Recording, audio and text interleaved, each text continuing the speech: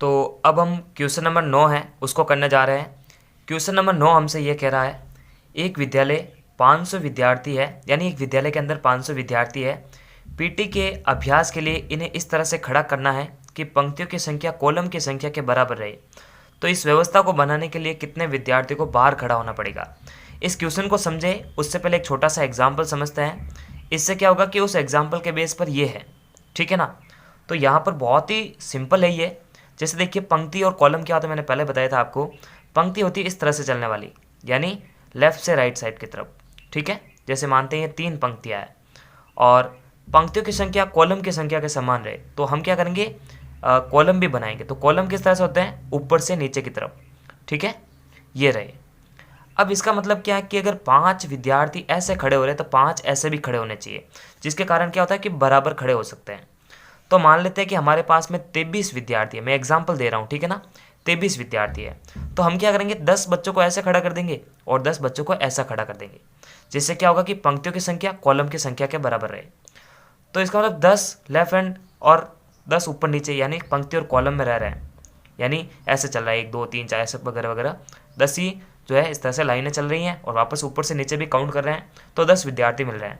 तो इसका मतलब 10 और 10 20, तो 20 विद्यार्थी होने चाहिए ना कि इस व्यवस्था में खड़ा किया जा सके कि पंक्ति और कॉलम बराबर रहे। अब देखिए बाहर कितने विद्यार्थी को जाना पड़ेगा, तो 3 विद्यार्थी एक्स्ट्रा रहते हैं, क्योंकि 23 - 20 तो 3 विद्यार्थी तो बच जाते हैं, तो इन्हीं विद्यार्थी को बाहर जाना पड़ेगा। तो सिंपल सा प्रोसेस है, हम क्या करेंगे, इस 500 का जो है वर्गमूल निकालेंगे। और वर्गमूल निकालने का सिंपल सा स्टेप है भाग विधि, अभाज्य गुणनखंड विधि। तो अभाज्य गुणनखंड विधि का तो यूज कर नहीं सकते, यहाँ पर भाग विधि का यूज करेंगे, क्योंकि शेषफल जो है भागफल विधि के अंदर ही जो है निकलेगा, ठीक है ना। तो यहाँ पर हम क्या करेंगे, माना कि, क्योंकि देखिए पंक्तियों की और कॉलम की संख्या हमारे को पता नहीं है, तो हम इसको मान लेंगे x के बराबर, फिर इंटू करेंगे और फिर हम जो है इसके बराबर रखेंगे। इंटू करने पर ही जो है इस पर रूट आएगा, और जब तक रूट नहीं आएगा तो हम वर्गमूल ज्ञात नहीं कर सकते। और शेष विद्यार्थी को मतलब बाहर निकालने के लिए जो विद्यार्थी चाहिए वो भी शेषफल जो है भाग विधि से आएगा। तो ये सारे प्रोसेस जो है एक दूसरे से जुड़े हुए हैं। तो हम क्या करेंगे, आंसर लिखेंगे, माना कि पंक्तियों की पूरा लिख देना, ठीक है ना। मैं तो डायरेक्ट लिख रहा हूँ ताकि आपका समय जो है खराब ना हो। पंक्तियों की संख्या x है। अब प्रश्नानुसार जितनी पंक्ति है उतने कितने क्या है, कॉलम है। तो पंक्ति और कॉलम की संख्या जो है दोनों बराबर है, इसका मतलब कॉलम की संख्या भी क्या होगी, x ही होगी। अब क्या कह रहे हैं, देखिए पंक्ति और कॉलम जो है दोनों इंटू होकर ये चीज़ बन रहे हैं। क्यों बन रहे हैं, देखो जैसे ये जिसमें पंक्ति और कॉलम दोनों बराबर है, तो ये भी 10 तो ये भी 10, ये भी 10 तो ये भी 10। जब सभी भुजाएं बराबर हो रही है तो ये कौन सी आकृति बन रही है, ये एक वर्ग की आकृति बन रही है ना, सभी भुजाएं बराबर दिख रही है। तो जब सभी भुजाएं बराबर है इसका मतलब ये एक वर्ग की आकृति जैसा ही लग रहा है। यानी एग्जाम्पल समझना आपको कि मैं क्यों जो है पंक्तियों की संख्या इंटू कॉलम की संख्या जो है इसके बराबर लिख रहा हूँ। क्योंकि मान लेते हैं ये 500 विद्यार्थी अगर इस एरिया के अंदर खड़े होंगे समान पंक्ति और कॉलम के अंदर, तो ये पूरा क्षेत्रफल कवर करेंगे। और जो ये पूरा क्षेत्रफल कवर करेंगे तो ये जो आकृति बनेगी एक वर्ग की आकृति जैसी बनेगी। और जैसे ही हम जो है इसका क्षेत्रफल निकालने का प्रयास करते हैं, यानी सभी विद्यार्थियों को एक दूसरे से इंटू करते हैं, यानी पंक्ति इंटू कॉलम, कॉलम इंटू पंक्ति करते हैं, तो हमारा जो इंटू करने का प्रोसेस रहता है वो टोटल विद्यार्थियों के बराबर रहता है। तो इसी कारण जो है मैं यहाँ पर ये लिखूँगा कि प्रश्नानुसार, यानी ऐसा समझ में नहीं आता ना विद्यार्थियों को कि आप सोचते हैं कि सर हम इंटू क्यों कर रहे हैं। तो इंटू बस इसलिए कर रहे हैं कि समान पंक्ति और कॉलम के अंदर विद्यार्थी अगर खड़े होंगे तो वो जो आकृति बनेगी ना वो एक वर्ग की आकृति जैसी बनेगी। और वो जो है सारे विद्यार्थी जो है पंक्तियों की संख्या इंटू कॉलम की संख्या इंटू करने पर जो है सारे विद्यार्थियों की काउंटिंग आ जाएगी। तो सारे विद्यार्थियों की काउंटिंग जो है सारे जो है एरिया को जो है कवर करेगी। तो उसी हिसाब से जो है पंक्ति इंटू कॉलम हम यहाँ पर करने वाले हैं। तो यहाँ पर प्रश्नानुसार पंक्तियों की संख्या इंटू कॉलम की संख्या, यानी यहाँ पर लिखना है विद्यार्थियों की संख्या, ठीक है ना। यानी पंक्तियों में खड़े रहने वाले विद्यार्थियों की संख्या, कॉलम में खड़े रहने वाले विद्यार्थियों की संख्या जो है वो 500 विद्यार्थियों के बराबर है, ठीक है ना। तो यहाँ पर इस प्रोसेस को जो है वर्ग के जैसा ही समझिए आप कि भुजा इंटू भुजा हो रहा है ना। वर्ग का क्षेत्रफल होता है ना, भुजा इंटू भुजा, तो बस यही हो रहा है। तो देखो x इंटू एक्स, क्योंकि ये करना हमारी मजबूरी है ताकि हम जो है 500 पर रूट चढ़ा सके। और जब रूट नहीं आएगा तब तक जो है हम शेषफल विद्यार्थियों को जो है मतलब जितने विद्यार्थियों को बाहर निकालना है उस संख्या का पता नहीं लगा पाएंगे। तो ये मजबूरी है, बस ये समझिए आप, ठीक है ना। और चैप्टर का नाम भी तो देखो इस वर्ग और वर्गमूल है, तो स्क्वायर की बात होगी और रूट की बात होगी। तो इन दोनों का संबंध है, इसलिए हम ये प्रोसेस कर रहे हैं। तो देखो दोनों की जो है आधार समान है, तो एक्स स्क्वायर हो जाएगा ये, और उधर रहेगा 500। अब जब इधर स्क्वायर रहता है और हमारे को उस संख्या पर अगर ये इसको आगे सॉल्व करना, तो क्या रहता है कि ये स्क्वायर इस पर लगता है तो रूट बन जाता है, तो x बराबर रूट का 500। अब देखिए हम जो है वर्ग और वर्गमूल वाले चैप्टर के अंदर जो है इसका वर्गमूल ज्ञात कर सकते हैं भाग विधि से, और हम जो है शेष विद्यार्थियों का पता लगा सकते हैं। तो देखिए यहाँ पर कैसे पता लगाएंगे, सिंपल, अब भाग विधि करते हैं। भाग विधि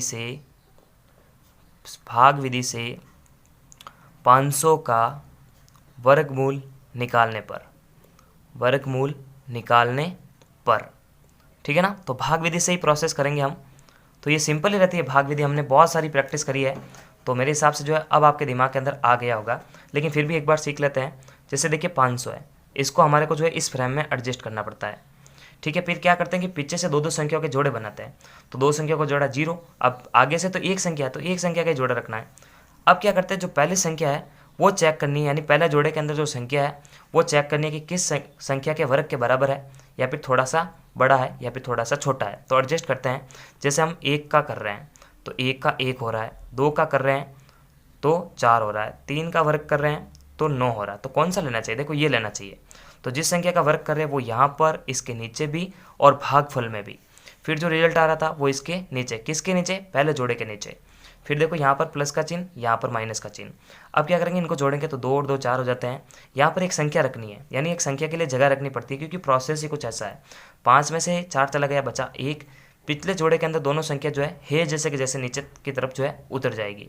अब यहाँ पर आप एक ऐसी संख्या सोचिए जिसको इस सोची गई संख्या से इंटू करने पर इस संख्या से रिजल्ट छोटा आना चाहिए या इसके बराबर आना चाहिए।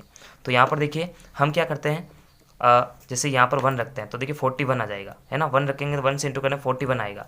अब हम यहाँ पर 2 रखते हैं तो देखो 84 आ जाएगा।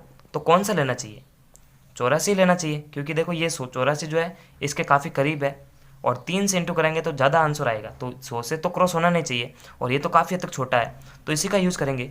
तो जो सोची गई संख्या वो यहाँ पर और भागफल में भी, फिर जो रिजल्ट आ रहा था वो इसके नीचे। फिर देखो माइनस कर दो तो देखो कितना आ रहा, 16 आ जाएगा। अब देखो आगे सोल्व करना नहीं है क्योंकि हमारे पास में 16 आ चुका है।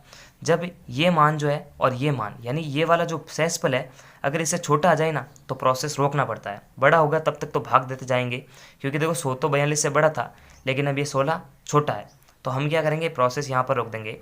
मैंने पहले ही बताया था कि जो हमारे पास में मतलब शेषफल आएगा वही विद्यार्थियों को जो है बाहर करना पड़ेगा। तो हमारा जो आंसर है वो 16 है, यानी मान लेते हैं कि 22 विद्यार्थी ऐसे हैं, 22 विद्यार्थी ऐसे हैं, तो बचने वाले जो विद्यार्थी है वो 16 है, जो 16 का जो है बाहर रहना पड़ेगा। मैंने बताया था ना कि 23 विद्यार्थी है तो 10-10 विद्यार्थी ऐसे खड़े कर दिए, तो पूरा जो है वर्ग की आकृति जैसा हो गया, यानी समान होगी पंक्तियों की और कॉलम की संख्या। लेकिन जो 3 विद्यार्थी थे उनको एक्स्ट्रा बाहर जो है बाहर खड़ा रहना पड़ा था कि पंक्ति और कॉलम की जो व्यवस्था है वो खत्म ना हो सके। तो उसी प्रकार जो है 500 विद्यार्थियों को भी जो है ऐसे और ऐसे खड़ा कर दिया, फिर जो बच रहे थे एक्स्ट्रा बच्चे उनको 16 को जो है बाहर कर दिया। तो 16 विद्यार्थी जो है इनको बाहर जाना पड़ेगा ऐसी व्यवस्था बनाने के लिए जिसमें पंक्ति और कॉलम की संख्या जो है 500 विद्यार्थियों के अंदर बराबर है।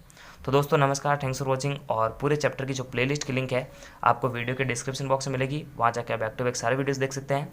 तब तक के लिए लाइक, सब्सक्राइब और शेयर करें। नमस्कार।